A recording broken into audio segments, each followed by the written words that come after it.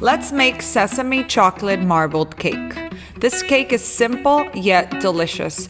Imagine the combination of peanut butter and chocolate, but swap the peanut butter for sesame.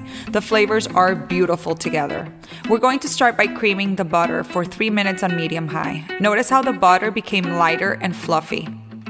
Add the sugar to the butter and mix well. You're going to scrape the sides of the bowl every time you add a new ingredient to the mix. Add the eggs one at a time, mixing around 30 seconds per egg.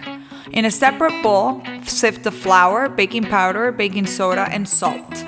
In another separate bowl, let's mix the wet ingredients, the sour cream, the vanilla extract, and the tahini. Make sure you mix them well. It's time to add the dry and wet ingredients. You're going to alternate the dry ingredients and the wet ingredients, starting with the dry ingredients. You're going to add 1/3 of the flour mixture and barely mix it in. Add half of the wet ingredient mixture and barely mix it in. Continue with the second third of the dry ingredients, followed by the last half of the wet ingredients, and then finish with the remaining 1/3 of the dry ingredients. The reason we want to barely mix the ingredients in is because the gluten develops if you overmix the batter. It results in a drier cake. It's time to work on the chocolate ganache. Using a double boiler, let the chocolate and heavy cream melt.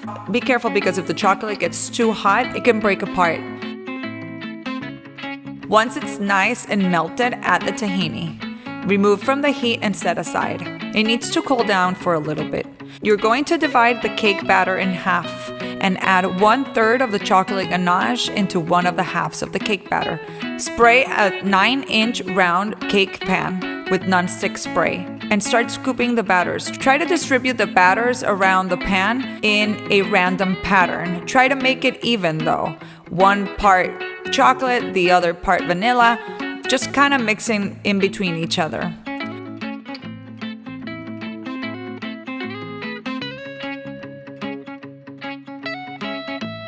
Spread the top of the batter so that it can bake evenly. Bake in a 350-degree oven for 15 minutes. At this point, the chocolate ganache has cooled, so put it back on the double boiler and add a tablespoon of butter to make it nice and shiny and runny again.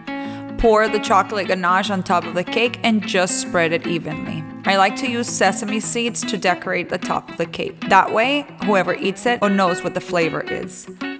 I hope you enjoy this cake as much as I have. For the full recipe, go to sabryspantry.com and make sure you follow for more.